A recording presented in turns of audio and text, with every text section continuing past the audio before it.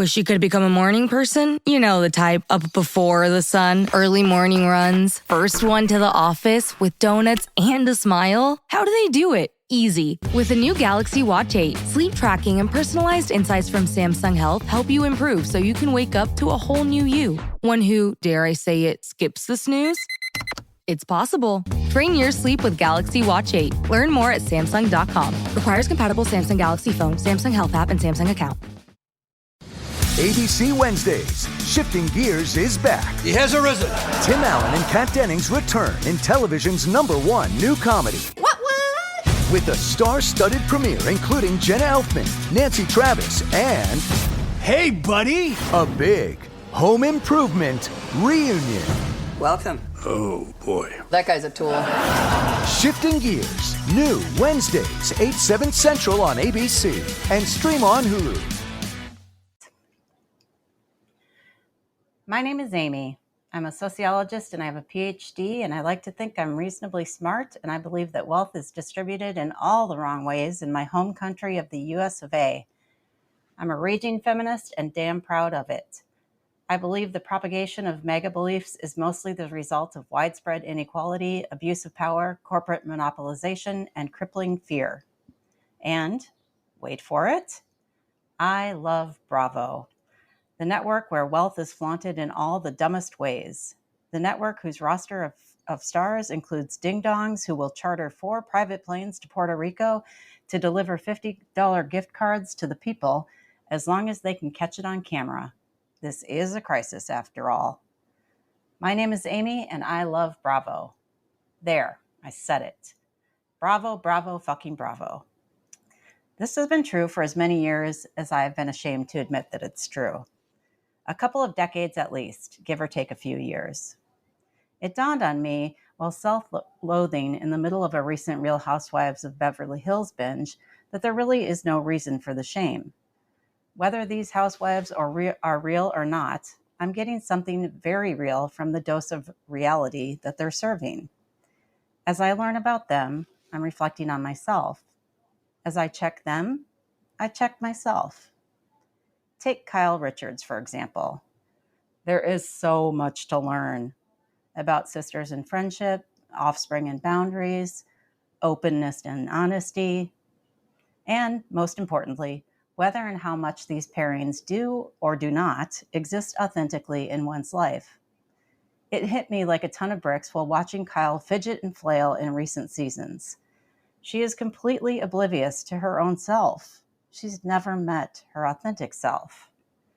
I think I only noticed this on my most recent viewings of the show because I myself have felt most authentically myself only recently. Chronic illness strips you of everything you may have relied on to keep yourself busy enough to hide from yourself. Work, a social life, workouts, cooking, cleaning, hobbies, volunteering, and whatever other obligations you once thought you couldn't live without. When your body forces you to abandon everything but your bed and the thoughts in your head, you have no choice but to face the facts of yourself. There's nothing left but a glaring spotlight on you, like it or not. Kyle, honey, it's so much better in the light. Sit still and bask in it. You can do it. Tina of Sold on SLC took me by surprise. For one, she's not a housewife, but she has put in her time helping to put my broken bits back together, and so I must give her her props. Tina had me from go. Her style is the bomb, and anyone who knows anything about me knows that I'll watch shows on mute for the outfits or architecture alone. The courage that Tina showed in sharing her story of early trauma with her co-star Kenny rocketed her to a hallowed place reserved for only a select few Bravo celebrities. Amy's patron saints of shit just got real, and I got nothing but respect. A freshman character on a freshman franchise has never before achieved such heights. This status is reserved for the likes of Mama Elsa, Candy Burris, and Nene Leakes. I don't write the rules, them's just the facts. And then there's the Mary Angie duo on Real Housewives of Salt Lake City. Anyone who says they saw that one coming is a total liar. Anyone not deeply moved by the bond formed between these women is a rotten tomato. Please don't let this one be a production magic. In any case, the suspension of disbelief in me is strong, and as with any creative production, an art installation, a play, a novel, it doesn't have to be real for it to have shown the world in the most gorgeous way just how essential it is that we have someone we know we can trust. Knowing in your bones that there's someone in your life who will be there for you, who will not walk away, well, there ain't much better than that. Next up, I can't not give a shout out to Bronwyn of Real Housewives of Salt Lake City. That style, wear it, own it, love it. You do you, boo. A smile and a nod to the haters, chef's kiss. Pulling up the rear, we have Heather of Real Housewives of Salt Lake City. Perhaps because I like a contradiction, I find Heather simultaneously most relatable and most aspirational. Let me explain. First, Heather's first book, Bad Mormon, is unlike any other housewives book. For one, she actually wrote the thing herself. And two, it's good, like really good. 3, I learned a bunch, not just about Heather's life, but about the Mormon Church, its culture, the power it holds, and why it's so hard for people to disentangle themselves from it. Heather is a writer, a thinker, a comedian, and one of the most relatable people I've ever seen on TV. At least she was relatable for her first few seasons, before the reality of reality TV got to her. She's human. It will get to everyone eventually. Today, she's better protected, shielded now that she's learned how to better separate self from show, which is the only way I imagine anyone can survive more than a year or two in this sort of gig. Even with her shift away from vulnerability towards self-protection, there are so many ways Heather has helped me. For starters, she gave me insight into Lance's religious trauma. As someone with no reference point at all to relate to the mindfuck that is life in a high-control religion, I will be forever indebted to Heather for her ability to articulate for outsiders how such thinking seeps into every crevice of not just your mind, but your entire being. It was her book that finally cracked that code for me. I imagine it's done the same for many others. What a gift. I aspire to provide such a thing for others myself. Most relatable of all is Heather's struggle to unearth her authentic self.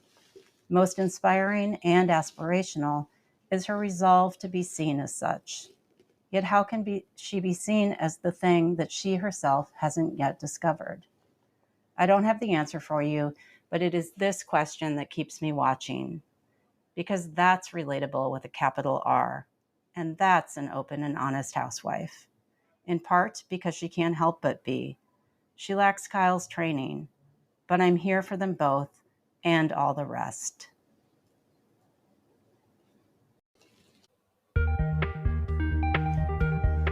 Welcome to Nevertheless Persisting, a show inspired by a moment in time about the moments we persist through over time.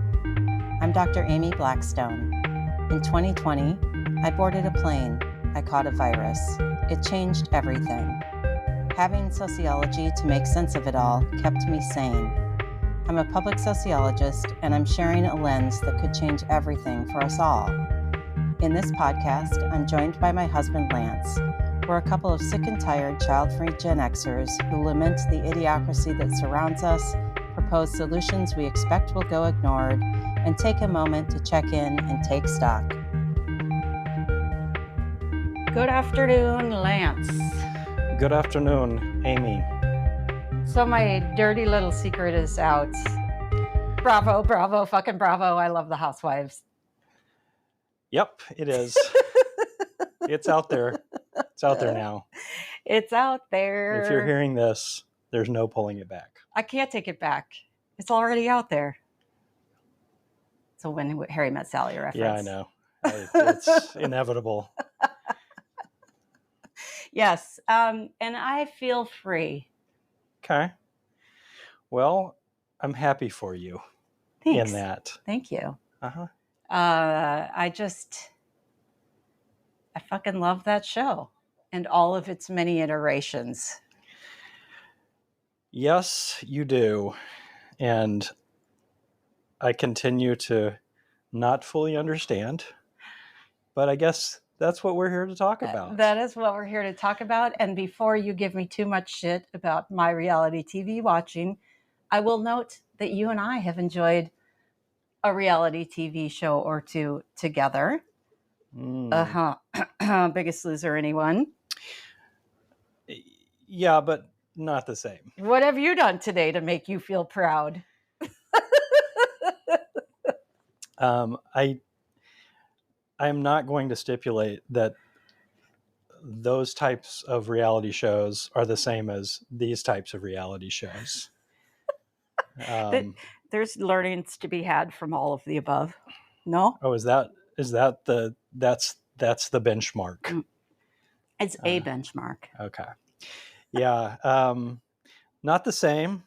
And I'm not going to let you say that they are. Okay. But I do want to back up a bit and point out that in honor of this topic, I did break out a bottle of rosé with bubbles. You did. Cheers to that. I felt like if we're going to have to talk about this, we might as well lean into it. Yes. Yeah. Or probably more appropriately, since I left the bottle in the freezer a little bit too long, frosé. Frosé. Scumps. Mm-hmm. Yeah. It's delicious, though. It is delicious. Let me have a sip. Yeah. So, with that being said, cheers to that. Yeah. So, where to go from here? I think we have watched some reality shows together, but I think for me, the shows that you enjoy, I just can't stand the people. So one of it's interesting you say that, one, because I don't know that you've ever actually watched any of the shows that I enjoy. You've walked by while I'm watching them, but you've never actually watched them. I don't think that's true, but go ahead. Okay. I've watched enough to know I don't want to watch. So, but go on. And two, I forgot my second point. Yep, the bubbles are getting to you already. Yes. Yeah. What I was trying to remember when I was prepping for this, I was thinking about the reality shows that we have enjoyed together. Biggest Loser being the first one that came to mind, but I was also remembering the one we watched in college that I can't remember the name of. I think it was a Japanese game show that was dubbed. Yeah, it was called Most Extreme Elimination Challenge. Yes. And they shortened it to MXC. Oh, right. Okay. Apparently the elimination didn't need a letter in the acronym, which was another funny aspect to it. But also, I don't know that this was a typical reality show. No, I guess that's more like a game show, isn't it? It was just ridiculous and gross and dirty, and watching people get punched in the balls is always funny. Watching anybody risk their life for some nondescript championship trophy is hilarious. So yeah, that show was funny. I was thinking about that show too, and I'm just kind of wondering how well it's aged, because probably not well. I think that it was a legitimate Japanese game show.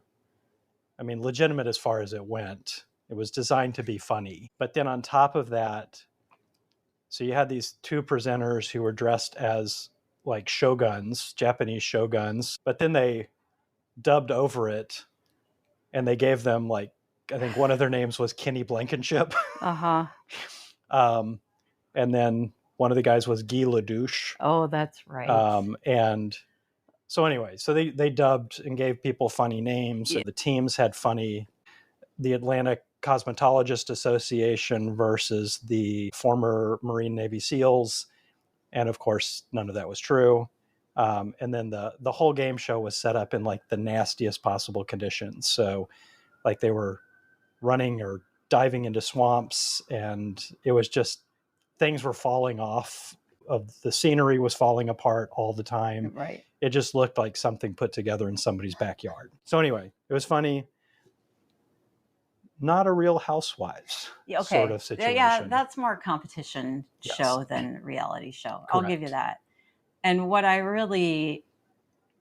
think that kind of show can do the same sort of thing that I'm suggesting this does for me, which is, one, it's a great way for me to chill out and tune out my symptoms, which has been life-saving during this long COVID period. Now, I've been a fan of these shows for much longer than that, but they've had a revival period since I've been sick, and I've become an even bigger fan since I've been sick, I think. Mm-hmm. And also, they have been a point for me to kind of renew and rebuild a particular friendship and stay connected with friends, especially like during the height of the quarantine portion. And by that, I think you mean you both would watch the show and then have something and text and to talk about while you're watching it. Yep.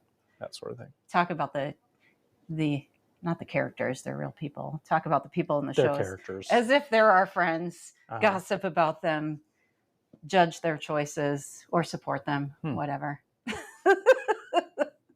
And I have to say, there's all kinds of sociological stuff that comes up too. I mean, because these are people's real lives. Mm-hmm. So of course, like there's a person. You keep saying these are these people's real lives, and I'm just not really sure that that's true. But go ahead. Okay, they're presenting they're presenting scenarios to us as if they're their real lives. Yes. And in real life, the example I was going to give you, in real life, this person on the Real Housewives of Orange County, Katie Janela, I think that's her name, Janela something. She's a woman who was born in South Korea, was adopted by a white couple in the U.S. She's an adult now, married to a white man, and has part of her storyline is she's thinking about trying to find her birth parents in South Korea. And so there's all this kind of identity stuff that's come up in her storyline and questions about intergenerational trauma and birth family reunion and how to navigate that with her relationship with her adoptive family. And it's really very interesting. And I actually just found an article in the Family Journal, which is a peer-reviewed social science journal that I've published in, that does a case study of Katie's story, gives some examples about ways that you could teach about identity and transracial adoption, and issues of discussing race and the social construction of race in social science classes, if you wanted to use Real Housewives as a case study. So anyway, my point is there's a lot of real shit that comes up in these shows that you could use. Yeah, as there's a just so point. much other gross stuff that comes up in the shows, and it feels like your argument is that these are like it's not mutually exclusive. You there are probably actually other. I bet there's documentaries about what you're talking about, where you don't have to wade through the excess, the body dysmorphia, the whatever that these shows have. That's true. But I like to meet students where they are. So if if I find out that students are already watching this stuff, I like to take advantage of it or meet myself where I am. Right. I feel like there has been a somewhat of a shift in how you think about these shows. Mm-hmm. To me, it feels like you've moved from something that has really kind of been a mindless, and I don't mean that in a bad way necessarily, more like a, light entertainment, you don't have to think too deeply, to something that's actually making you think deeply. And I'm curious about in 3 or 4 years if you'll think the same way about these shows, or if you'll move from this is mindless to I've thought about what I need to think about to back to entertainment or what. I don't know. It feels like it's changed. Yeah, I don't know either. Are you saying that my position on these shows? I feel like you're saying that you're getting something out of these shows that I don't think 2 years ago you got out of these shows. Yeah, I think that's an interesting point. I don't know if it's that I'm getting more from them than I did, or if it's that I'm examining that I've never that I I've feel like always had. it's the latter. I feel Yeah, like you're okay. examining Yeah, these things. I do too. And the kind of the parallel, I guess, to me would be like there was a period in my life where I was really actively trying to extract myself from these my religious upbringing, right? Mm-hmm. And a lot of the stuff that's you mentioned, things that are it's everywhere inside of you, and it affects everything you do and how you think about things. And for me, it was more about like how either angst or mostly like angst around I don't really believe this stuff, but if I'm wrong, I'm going to hell, there's all these bad consequences, and I needed to get myself to the point where like this stuff isn't true, Yeah. and I don't need to think this way. And I think to do that, I really immersed myself heavily in kind of atheist literature, anti-religion literature, and I did that for several years, just in an effort to kind of extract myself and to remove just the stuff from my head. But at some point, it kind of got boring. Like I don't need this anymore. Yeah. Right? Like I've explored this stuff. I've thought through this. I've reacted to these things that are being said, and I know where I'm at now. Yeah. And I don't need to be convinced anymore. I don't need another argument. I don't need the same argument three different ways. Okay. I've I kind of see. explored this, and I know what I feel, and I know how I think about this now. Time to move on. Right. So I'm wondering if like maybe you see things that are kind of that you're working in your own mental space on, and these are kind of examples. And so, yes, it's useful and helpful now, and at Uh-huh. some point maybe it's not because you've done the work. Yeah.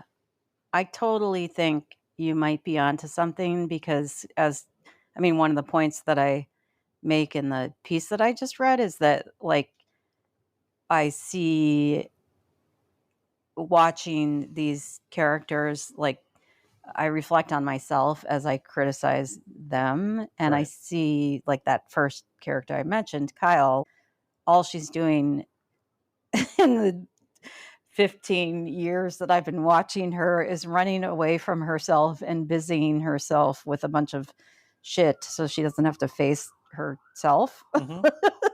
Yeah. And it finally dawned on me recently, oh fuck, I see myself doing similar. I mean, our lives are very different, but I've recognized I see similar patterns. And then the Heather from Real Housewives of Salt Lake City, same kind of thing. And then she's also just, from what is shown to me of her, I relate to because she's the person who has struggled with her weight and doubts herself. And like, so there's all these characteristics that I totally relate to. And her like vulnerability and honesty around her religion is really draws me in. And then I'll just share one other thing. This Tina person from the real estate show. I don't think I have shared this with you, but the story I mentioned in my piece about her opening up about her early trauma with one of her co-stars, I actually wrote to her on Instagram after that episode. Did I tell you that? Maybe. Well, I did it very stupidly in a long COVID haze, thinking, oh, I can anonymously write to this person and just let her know that I appreciated her being so vulnerable.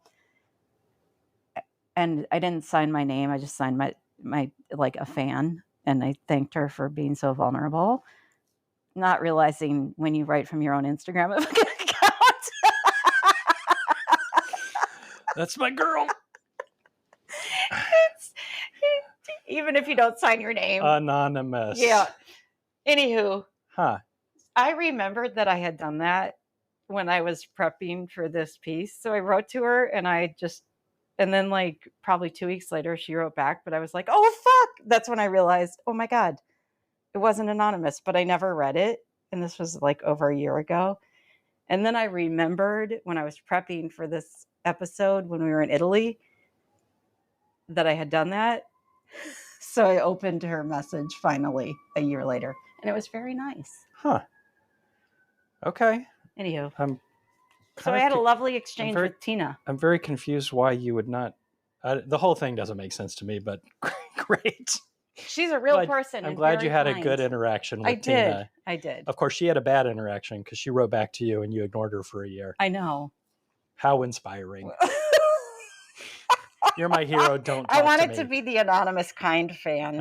Okay. Yeah.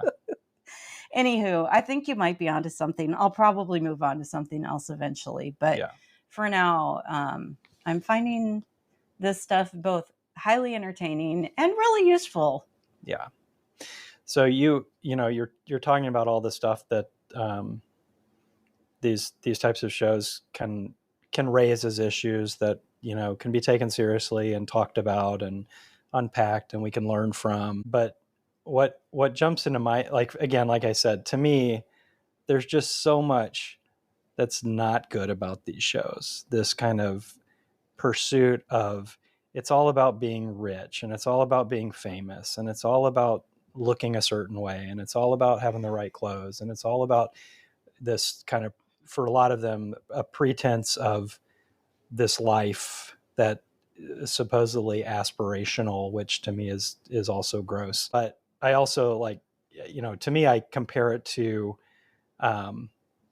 there's some other shows that I thought of that, like when we were young, I should say there's been shows like this for a long time, right? Like Lifestyles of the Rich and Famous when we were kids, and then Cribs on MTV at some point, or whatever it was on.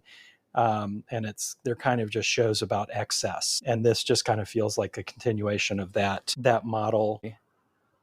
Like, you can people are going to extract the meaning they want from the thing. True. And even when something has been set up to be relatively obviously meaning one thing, they will choose to get some other meaning from it.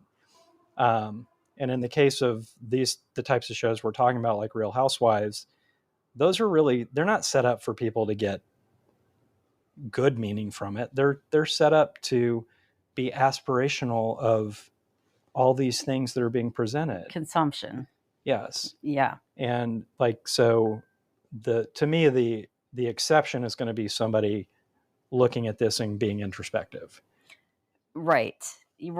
So, I mean, I don't disagree that the producers have a meaning or a takeaway in mind that differs from the takeaway that I'm suggesting. But I am suggesting that we could come up with our own fucking takeaway that differs from the producer's takeaway. That is true of almost anything. Right. Fair.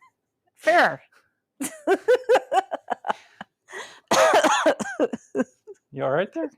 No, I'm choking on my rosé bubbles. Oh, sweet. So I think in some notes I read, you were proposing some other reality shows. Yes, I was. Yep. I proposed I was trying to think of ways that we could take this, if we go with my premise that reality shows can be useful. So I've been thinking about what kinds of reality shows I would like to see on TV, and or what kinds of reality shows I'd like to be on. And we all know that I'm ready and willing to get the Real Housewives of Penobscot County off the ground at any moment. And I think plenty could be learned from that show. And I'm very happy to headline it to any and all producers that are ready to start that show. In lieu of that, if that one's not going to get off the ground, I'd love to see any sort of show that could be directed toward raising awareness about and finding a cure for long COVID or MECFS or any chronic illness, frankly. So how about a Find a Cure reality competition show where we pit scientists against each other, follow them around. Mm-hmm. Finish training for the day? Time to fight post-workout fatigue with Core Power Protein Shakes. They're packed with 26 grams of high-quality protein to build muscle and electrolytes to help hydrate. The nutrition you need to help your body replenish, rebuild, and repair post-workout so you can power on to the next one. Champion your recovery with Core Power. Visit corepower.com to learn more. The family that vacations together stays together. At least, that was the plan. Except now, the Dastardly desk clerk is saying he can't confirm your connecting rooms. Wait, what? That's right, ma'am. You have rooms 201 and 709. No, we cannot be 5 floors away from our kids. The doors have double locks. They'll be fine. When you want connecting rooms confirmed before you arrive, it matters where you stay. Welcome to Hilton. I see your connecting rooms are already confirmed. Hilton, for the stay. They have to run around the island looking for ingredients for their experiments. Yes. Track their everyday. How about just a lives. series of webcams where you can watch chronically ill people lay around all day? That's look at their poop. Wow. Watch what they're eating. I don't know. Huh. Well, even with the examine their poop part, I'd probably watch that before any Real Housewives show. Well, there we go. Mm-hmm. I mean, and probably a lot of people are like you. And so if millions of people will watch The Real Housewives, imagine the people that we could capture who would watch. I'm chronically ill imagining. people pooping. I am imagining. I'm going to look into getting my, what's that website? OnlyFans. My Right. OnlyFans account off the ground. Yeah.